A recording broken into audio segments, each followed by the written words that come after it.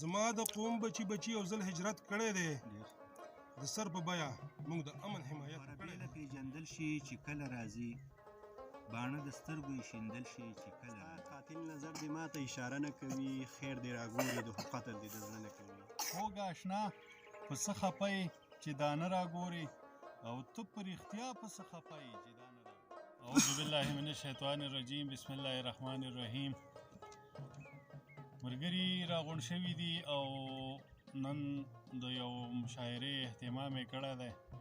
او مننه کوم د زبیر ملنګ چې هغه راغی او دا ملګري راټول کړه او دومره خوندور محفل یې جوړ کړ نو باقاعده آغاز کوو د مشاعرې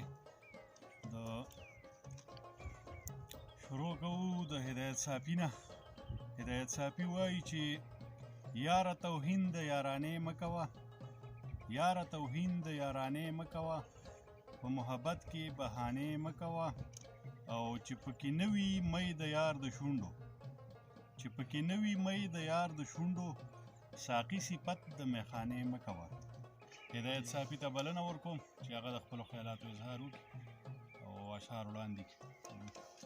مننه محمد اسلام صافي چې تاسو موږ دومره تعریف وکړو او مننه زبیر ملنګ او ډېره مننه د راغلو خپلو ملګرو زما د احمد ګوډ غزل دی به تاسو ته وړاندې کړمه زما د قوم بچي بچي یو ځل هجرت کړی دی زما د قوم بچي بچي یو ځل هجرت کړی دی د سر په بیه موږ د امن حمایت کړی دی ډېر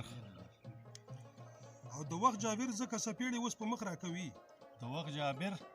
وخت جابر ځکه سپېړې اوس په مخ راکوي موږ د سامراج د غلامۍ نه بغاوت کړی دی واه ډېره مننه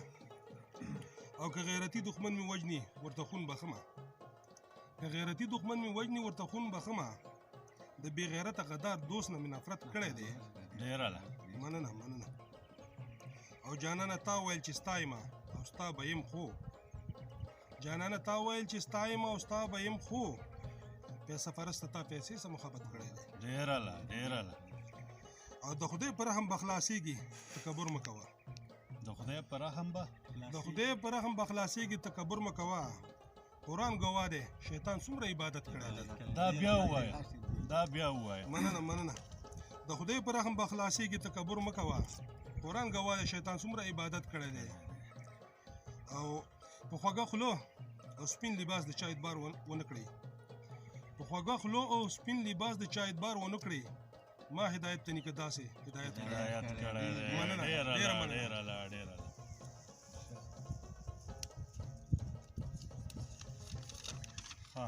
د غره لمن ده او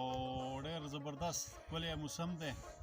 موسم هم زبردست دی او د ملګرو نه شعرونه هم زبردست اورو نو کوم شاعر چې راغواړم د هغه یو څو شعرونه وړاندې کوم چې په میخانه باندې چې شر ونه کړي په میخانه باندې چې شر ونه کړي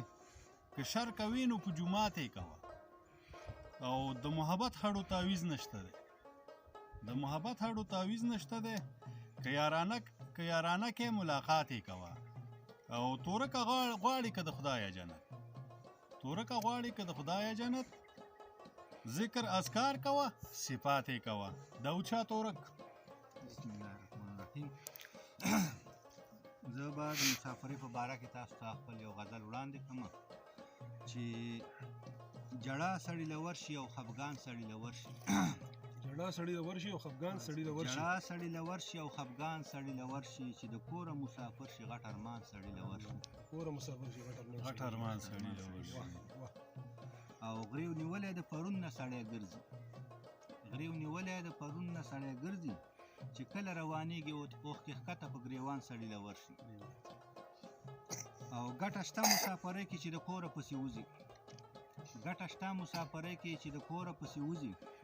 خو د مینې محبت پکې تاوان سړی له ورشي او دا کټ بچنګۍ ورته هر وخت را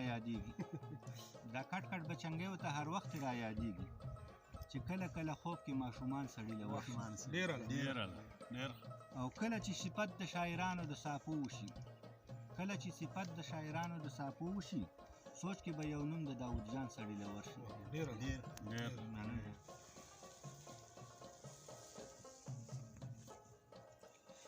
ډېرو غمو سره مې ژوندون کړی دی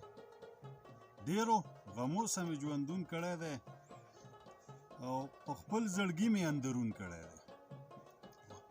نن په ماښام کې غریو نیولې شولې ښکاري چې بیا دا چا لمسون کړی دی او د عنایت په نامه ناسته ومه او ډېرو مودو نه مې کونتون کړی دی بلنه ورکوم عنایت صافي له چې هغه د خپلو خیالاتو اظهار وکړي عنایت صافي ډېره مننه اسلام صاحب او خاص کر د خپل میلمه ورور زبیر ملنګ صاحب چې موږ له ځان نه رسولی او پروګرام یې راله ارینج کړلو ډېره مننه زبیر ملنګ صاحب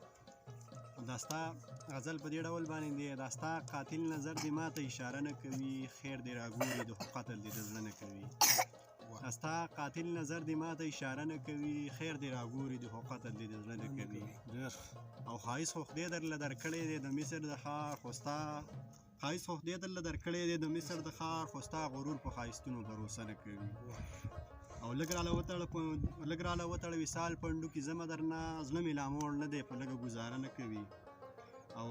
د دروازې په چوڼ کې هغسې اوس نه راګوري خلکو خیار دی جانان هغسې کاته نه کوي دا بیا ووایه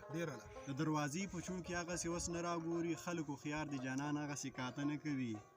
زړه مرض د اختتام په پړوو ودرېدلو نور که زیاتېږي عنایته نو مزه نه کوي ډېر خوندور ډېره مننه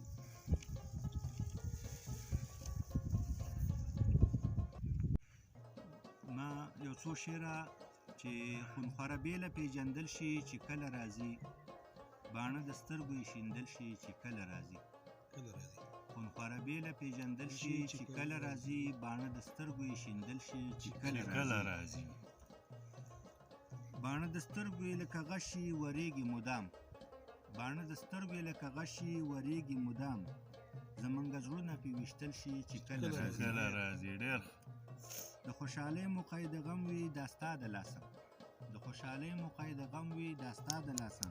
عاشقان واړه جړېدل شي چې کله راځي د زړه په کور مې زلزله شي چې تا ووینم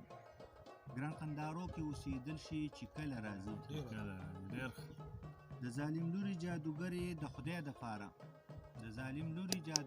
د خدای د پاره شونډې زمونږ رپېدل شي چې کله راځي او اخرین مطلب ده چې د حسن زور راته معلوم دی خو نه وایم حل تور داود جان به پې سېزل شي چې کله راځي